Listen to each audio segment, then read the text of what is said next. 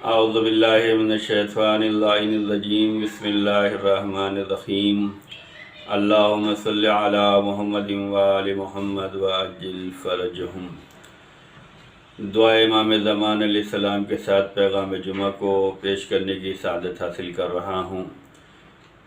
بسم اللہ الرحمن الرحیم اللہم کل ولیک الحجۃ ابن الحسن صلواتک علیہ وعلی آبائہ فی هذه الساعة وفی کل ساعة ولیا وحافظا وقائدا وناصرا ودلیلا وعینا حتی تسکنہ ارضک طوعا وتمتعہ فیہا طویلا۔ اللہم صلی علی محمد وآل محمد وعجل فرجہم۔ ناظرین و سامعین کی خدمت میں پیغام جمعہ لے کر حاضر خدمت ہوا ہوں۔ انشاءاللہ اس پیغام جمعہ پر ہم سب عمل کریں گے اور اللہ تعالیٰ کی بارگاہ میں دعا ہے کہ جو روز جمعہ ہم اعمال بجا لا رہے ہیں اسے اللہ قبول فرمائے، اس لیے کہ روز جمعہ قبولیت دعا کا دن ہے۔ اس دن کی خاص اہمیت ہے۔ اس دن اللہ کی بارگاہ میں دعا کرتے ہیں کہ جہاں جہاں شیعان ہد کرار ہیں، محبان اہل بیت ہیں، داداران امام ہیں، ان سب کی جان مال عزت آبرو کی حفاظت فرما۔ جو بیمار ہیں انہیں صحت و سلامتی اور شفاء کاملہ اور عاجلہ عنایت فرما۔ ہم سب کو تمام آفات و بلیات و ارضی و سماوی روحی جسمانی سے محفوظ فرما۔ ہمارے اعمال قلیلہ کو اہل بیت اطہار کے صدقے میں قبول فرما اور ظہور حضرت امام زمان علیہ السلام میں تعجیل فرما، آمین یا رب العالمین۔ روز جمعہ بڑی عظمتوں والا دن ہے، اس سے سید و سردار بھی کہا گیا ہے۔ اس دن دعائیں قبول ہوتی ہیں۔ اس دن اگر ہم یہ چاہتے ہیں کہ ہماری دعائیں قبول ہوں تو ہمیں چاہیے کہ یہ صلوات اگر روز جمعہ 100 مرتبہ پڑھی جاتی ہے تو حدیثوں میں آیا ہے کہ اللہ تعالیٰ اس کے 60 حاجتوں کو قبول فرماتا ہے، 30 حاجات دنیا کی اور 30 حاجات آخرت کی اس کی پوری کرتا ہے۔ یہ مختصر سی صلوات ہے جسے روز جمعہ ہم سب کو زیادہ سے زیادہ پڑھنا چاہیے۔ روایتوں میں آیا ہے کہ اسے کم از کم 100 مرتبہ پڑھنا چاہیے۔ اللہم صلی علی محمد وآل محمد وعجل فرجہم۔ اگر یہ صلوات ہم 100 مرتبہ روز جمعہ پڑھتے ہیں تو اللہ تعالی ہماری 60 حاجتوں کو قبول کرتا ہے، جس میں سے 30 دنیاوی حاجتیں ہوں گی اور 30 جو ہے آخرت کی حاجتیں ہوں گی۔ جیسا کہ آپ تمام حضرات جانتے ہیں کہ روز جمعہ حضرت امام زمان عجل اللہ تعالی فرجہ الشریف کا دن ہے۔ اگر ہم چاہتے ہیں کہ ہمارا شمار امام کے ناصروں میں ہو، ہم سب محب اہل بیت ہیں، ہم سب محب امام زمان ہیں، امام کی محبت ہمارے دلوں میں ہے، ہم سب امام کی تعلیمات پر عمل کرنے کی کوشش بھی کرتے ہیں اور تعلیمات اہل بیت کو نشر کرنے کی بھی کوشش کرتے ہیں۔ اگر ہم یہ چاہتے ہیں کہ ہمارا شمار ناصران امام میں ہو، اصحاب امام میں ہو، امام کے چاہنے والوں میں ہو، تو حدیث میں آیا ہے کہ جو شخص روز جمعہ سورہ بنی اسرائیل کی تلاوت کرے گا تو وہ اصحاب امام زمان علیہ السلام میں شمار کیا جائے گا۔ روز جمعہ امام زمان عجل اللہ تعالیٰ فرجہ الشریف کا دن ہے۔ اگر ہم یہ چاہتے ہیں کہ ہم اصحاب امام زمان میں شمار کیے جائیں تو ہمیں چاہیے کہ ہم روز جمعہ کا بھی احترام کریں اور شب جمعہ کا بھی احترام کریں۔ شب جمعہ وہ شب ہوتی ہے جب ہم سب کے نامہ اعمال امام کی بارگاہ میں پیش کیے جاتے ہیں اور امام ہمارے اعمال کو دیکھتے ہیں۔ اگر اعمال اچھے رہے تو ہمارا امام ہم سے خوش ہوتا ہے، اور اگر خدا نخواستہ خاتم بدہن ہمارے اعمال برے ہوتے ہیں تو امام کو تکلیف ہوتی ہے۔ تو شب جمعہ ہمیں چاہیے کہ ہم وہ سورے، وہ دعائیں، وہ مناجات کریں، وہ عمل کریں جو ہمیں امام سے قریب کر سکے۔ ہر امام کا چاہنے والا اس بات کی دعا کرتا ہے کہ اس کا شمار ناصران امام میں ہو، اس کا شمار اصحاب امام میں ہو۔ حضرت رسول خدا صلی اللہ علیہ وآلہ وسلم نے ارشاد فرمایا ہے کہ جو چاہتا ہے کہ اس کا شمار اصحاب امام زمان علیہ السلام میں ہو تو اسے چاہیے کہ شب جمعہ سورہ بنی اسرائیل کی تلاوت کرے۔ سورہ بنی اسرائیل قرآن مجید کے 17ویں سورہ ہے جو 15ویں پارے میں آئی ہے۔ اس میں 111 آیتیں ہیں۔ اس سورے کے 2 نام بیان کیے گئے ہیں۔ اس سورے کو سورہ بنی اسرائیل بھی کہتے ہیں، اس سورے کو سورہ اسراء بھی کہتے ہیں، اور اس سورے کا تیسرا نام سورہ سبحان بھی ہے۔ سورہ بنی اسرائیل اسے اس لیے کہتے ہیں کہ اس میں بنی اسرائیل کا تذکرہ ہے۔ سورہ اسراء اس لیے کہا جاتا ہے اس میں سفر معراج پیغمبر جو ہے آیہ کریمہ ہے، اس لیے اس کو سورہ اسراء بھی کہتے ہیں۔ اور اس کو سورہ سبحان اس لیے کہتے ہیں کہ اس میں آیہ کریمہ جو ہے اس کی شروعات سبحان سے ہوتی ہے۔ سبحان الذی اسریٰ بعبدہ لیلا من المسجد الحرام الی المسجد الاقصیٰ، تو اس لیے اس سورے کو سورہ بنی اسرائیل، سورہ اسراء اور سورہ سبحان کہا جاتا ہے۔ پیغمبر اکرم صلی اللہ علیہ وآلہ وسلم بیان فرماتے ہیں کہ جو کوئی اس سورے کی تلاوت شب جمعہ میں کرے گا، اس حدیث کو رسول اللہ صلی اللہ علیہ وآلہ وسلم نے اور حضرت امام جعفر صادق علیہ السلام نے بیان فرمایا ہے کہ جو چاہتا ہے کہ اس کا شمار امام کے ناصروں میں ہو، انصار میں ہو، اور وہ امام کی زیارت کرے تو اسے چاہیے کہ شب جمعہ سورہ بنی اسرائیل کی تلاوت کرے، تو وہ اس وقت تک دنیا سے نہیں جائے گا جب تک قائم علیہ السلام کو نہ دیکھ لے اور وہ آپ کے ناصروں اور انصار میں شمار کیا جائے گا۔ تو اگر ہم یہ چاہتے ہیں کہ ہمارا شمار امام کے ناصروں میں ہو، امام کے ساتھیوں میں ہو، امام کی مددگاروں میں ہو، امام کے اصحاب میں ہو، تو ہم سب کو چاہیے کہ روز جمعہ اعمال بجا لانے کے ساتھ ساتھ شب جمعہ جو ہے قرآن مجید کا 17واں سورہ سورہ بنی اسرائیل جو 111 آیتیں رکھتا ہے اس کی ضرور تلاوت کرنی چاہیے تاکہ ہم سب کا شمار امام کے ناصروں میں ہو۔ یہ ماہ ذی قعدہ ہے، جیسا کہ آپ تمام حضرات جانتے ہیں کہ 11 ذی قعدہ کو ولادت باسعادت حضرت امام علی رضا علیہ الصلوۃ والسلام ہے، اور 23 ذی قعدہ کو آپ کی شہادت کی تاریخ ہے۔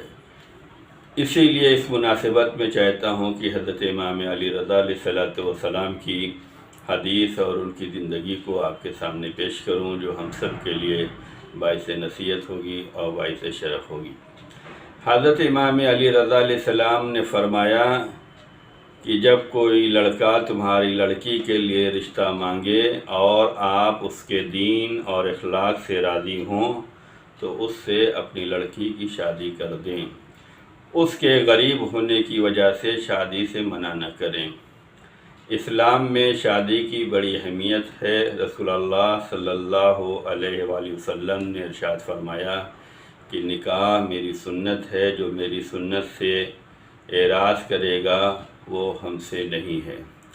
حضرت امام علی رضا علیہ السلام نے شادی کے معاملے میں جو چیز معیار قرار دی ہے وہ اخلاق ہے اور دینداری ہے اور تقوی اور پرہیزگاری ہے۔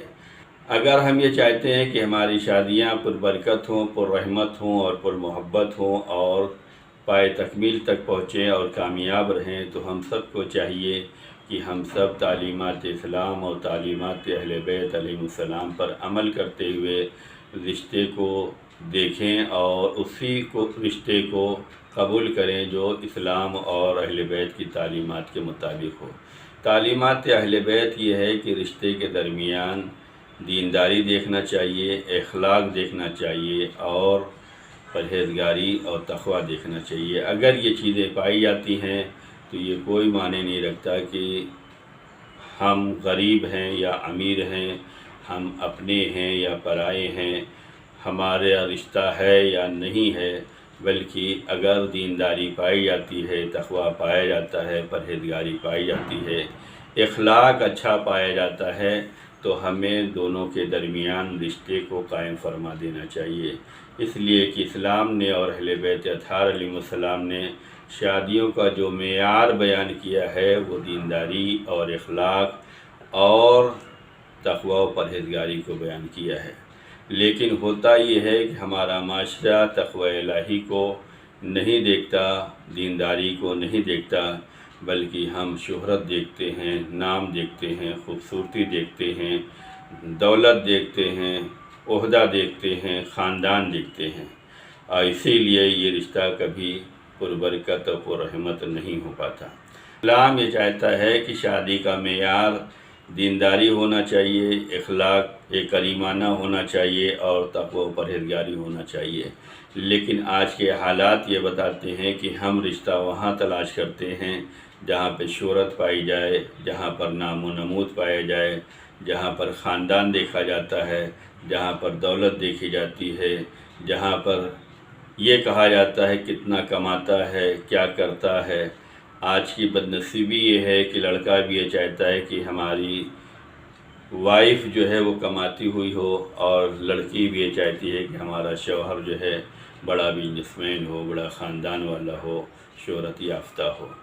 دینداری نہیں دیکھی جاتی، اسی لیے رشتے جو ہے کامیاب نہیں ہوتے۔ وہ رشتے کامیاب ہوتے ہیں جن میں دینداری دیکھی جاتی ہے اور دینداری پائی جاتی ہے۔ ہم سب تعلیمات اہل بیت پر عمل کرتے ہیں۔ جو لوگ تعلیمات اہل بیت پر عمل کرتے ہیں وہی لوگ کامیاب ہوتے ہیں، اور جو تعلیمات اہل بیت کو ٹھکراتے ہیں، تعلیمات اہل بیت کا خیال نہیں کرتے، اسلام کے معیار پر نہیں اترتے، وہی لوگ دنیا اور آخرت میں رسوا ہوتے ہیں، ناکام ہوتے ہیں، نامراد ہوتے ہیں۔ ہمیں چاہیے کہ ہم اسلام کے چاہنے والے ہیں، اسلام کے ماننے والے ہیں، مسلمان ہیں، اور اہل بیت سے اطہار علیہ السلام کی مودت اور محبت کا اقرار کرتے ہیں، ان کی ولایت کو قبول کیا ہے، تو ہم سب کی ذمہ داری یہ ہے کہ ہم اسلام کے پابند رہیں اور تعلیمات اہل بیت کو اپنائیں بھی، اور تعلیمات اہل بیت کو نشر بھی کریں۔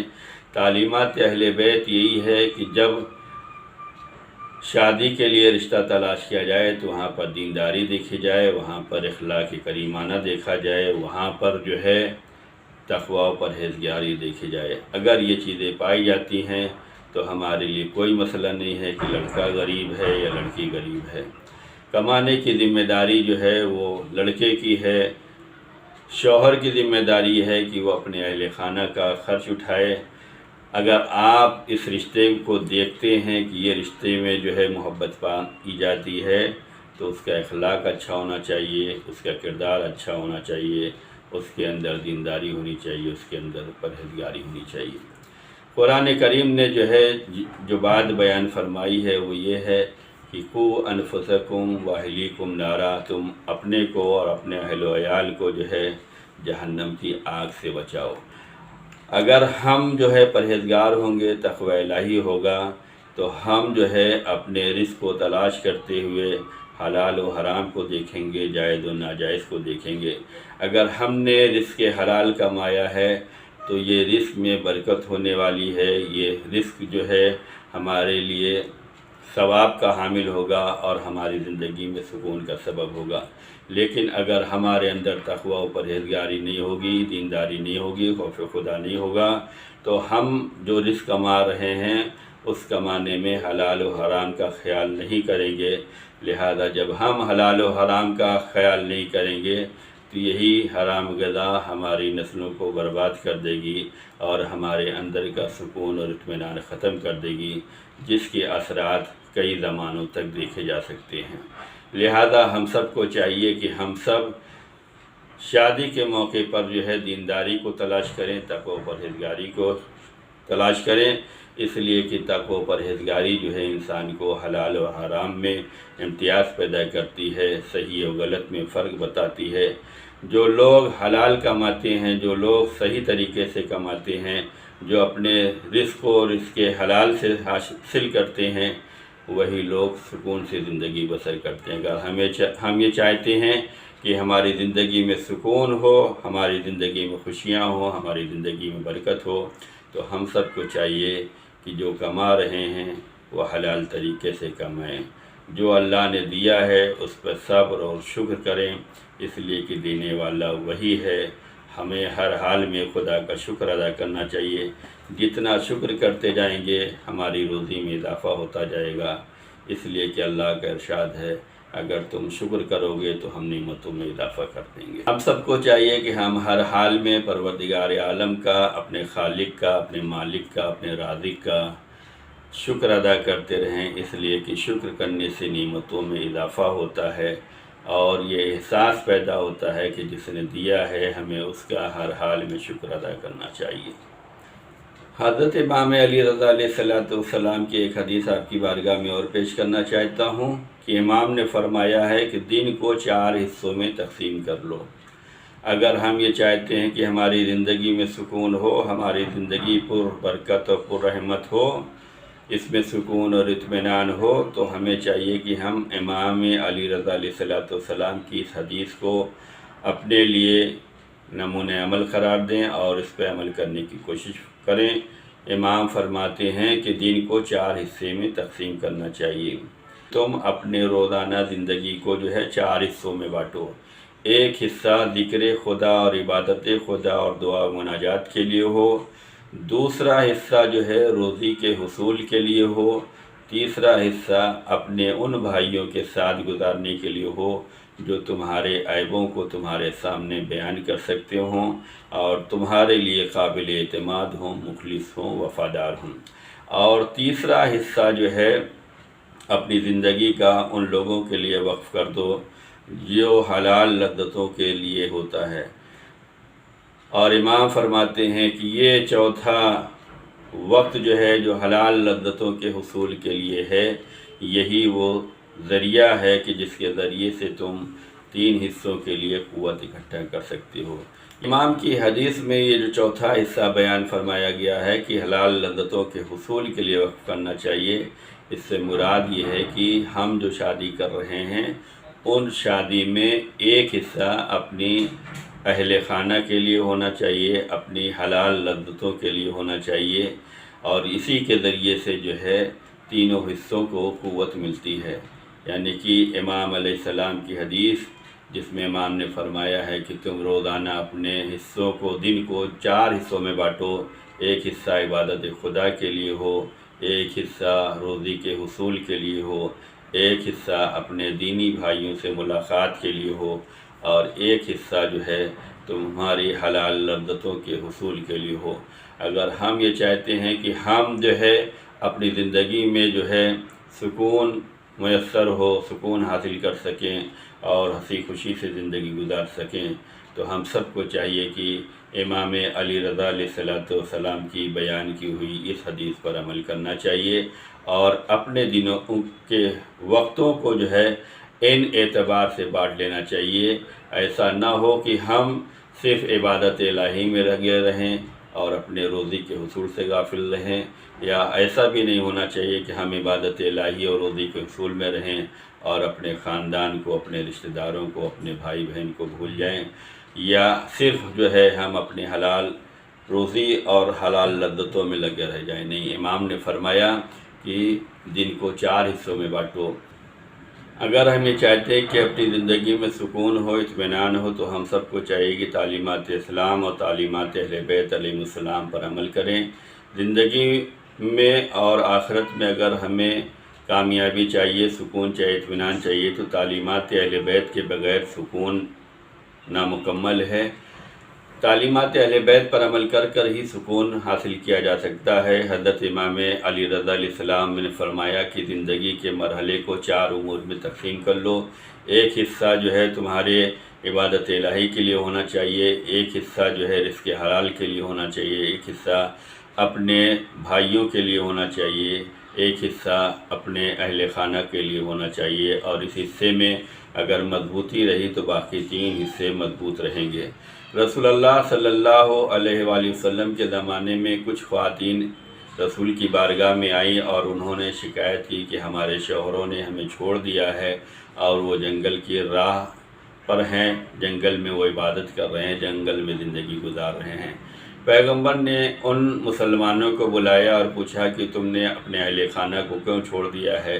اپنے وطن کو خیر بات کہہ کے جنگل کو کیوں آباد کیا ہے؟ تو ان لوگوں نے کہا یا رسول اللہ جنگل میں سکون ہے، اطمینان ہے، وہاں پر عبادت الہی میں مزہ آتا ہے، اور گھر پر ہمیں موقع نہیں مل پاتا کہ ہم عبادت الہی کر سکیں۔ تو پیغمبر نے فرمایا کہ عبادتیں جنگل میں کامیاب نہیں ہیں، جنگل کی عبادتیں قبول نہیں ہیں۔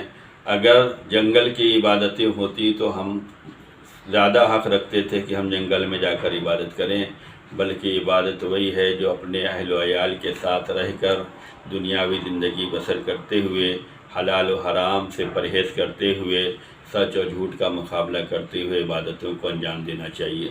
بعض لوگ سوچتے ہیں کہ ہم جنگل میں جا کر عبادت کر لیں گے، وہاں کوئی بہکانے والا نہیں ہوگا، وہاں کوئی روکنے والا نہیں ہوگا، لیکن پیغمبر نے فرمایا کہ عبادت کا مزہ یہ ہے کہ جہاں پر گمراہ کرنے والے ہوں، جہاں پر روکنے والے ہوں، جہاں زندگی مصروف ہو، وہاں پر تمہیں خوف خدا اور پرہیزگاری دکھلانا ہوگی۔ یہ عبادت ہوگی۔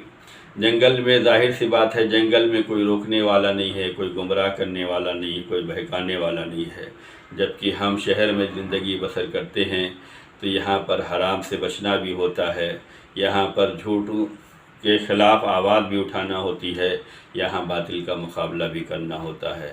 یہاں کی مصروف زندگیوں میں ہمیں عبادت الہی کے لیے وقت نکالنا پڑتا ہے۔ رسول اللہ صلی اللہ علیہ وآلہ وسلم نے فرمایا جنگل کی عبادت قابل قبول نہیں ہے۔ عبادت کرنا ہے تو تمہیں شہر میں رہ کر کرنا ہوگا، اپنے وطن میں رہ کر کرنا ہوگا، اپنے گھر میں رہ کر کرنا ہوگا، اپنے علاقے میں رہ کر کرنا ہوگا، اس لیے کہ تم یہاں کی زندگی میں مصروف رہو گے۔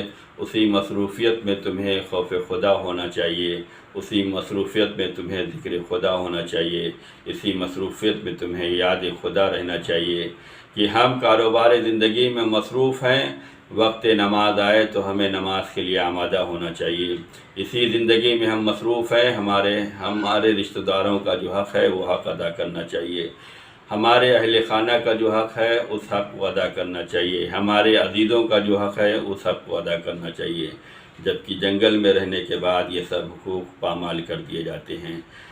عبادت الہی کا لطف و کرم یہ ہے کہ ہم اللہ کو ہر حال میں یاد رکھیں اور اپنی مصروف زندگی میں خدا کو جو ہے یاد رکھیں، خدا کی بارگاہ میں دعا کریں، خدا سے مناجات کریں، خدا سے لو لگائیں۔ اپنی مصروف زندگی میں ہم جو ہے اپنے لیے مصروف نہ ہو جائیں، بلکہ اسی مصروفیت میں ہم خدا کے لیے بھی مصروف ہوں، اہل خانہ کے لیے بھی مصروف ہوں، سماج کے لیے بھی مصروف ہوں۔ جب ہم ہر ایک کا حق ادا کرتے رہیں گے تو اللہ ہماری عبادتوں کو قبول کرے گا۔ خدا کی بارگاہ میں دعا ہے کہ پروردگار ہم سب کی عبادتوں کو قبول فرمائے۔ روز جمعہ جو پیغام دیا جاتا ہے وہ یہ بھی ہوتا ہے کہ تمام شیعان حیدر کرار کے لیے، مومنین و مومنات کی سلامتی کے لیے دعا کی جاتی ہے۔ دعا ہے کہ جہاں جہاں شیعان حیدر کرار ہیں، محبان اہل بیت ہیں، زاداران امام ہیں، پروردگار ان سب کی جان مال عزت آبرو کی حفاظت فرمائے۔ جہاں جہاں عالم انسانیت پہ ظلم و ستم ہو رہے ہیں، پروردگار ظالموں کو نیست و نابود فرمائے۔ مظلوموں کے لیے ہم دعا کرتے ہیں، ہماری دعاؤں کو مظلوموں کے حق میں قبول فرمائے۔ مظلوموں کا ساتھ دینا، مظلوموں کے لیے دعا کرنا، یہ وصیت حضرت امام علی علیہ السلام میں بھی ہے، لہذا ہر علی کے چاہنے والوں کا حق بنتا ہے کہ دنیا بھر کے تمام مظلوموں کے حق میں وہ دعا کریں اور ان کی کامیابی کے لیے، ان کی فتح یابی کے لیے، ان کی عزت آبرو کے لیے دعا کرنی چاہیے، اور ظالم جہاں جہاں بھی ہوں، جس شکل و صورت میں ہوں، ان کے خلاف آواز بلند کرنا چاہیے۔ یہی وصیت امام علی علیہ السلام ہے۔ خدا ہم سب کو تعلیمات اہل بیت پہ عمل کرنے کی توفیق فرمائے، ظہور حضرت امام زمان میں تعجیل فرمائے، ہم سب کا شمار اہل بیت اطہار علیہ السلام کے چاہنے ماننے والوں میں ہو، آمین یا رب العالمین۔ بسم اللہ الرحمن الرحیم، ان اللہ و ملائکتہ یصلون علی النبی یا ایھا الذین آمنوا صلوا علیہ وسلموا تسلیما، اللہم صل علی محمد وآل محمد وعجل فرجہم۔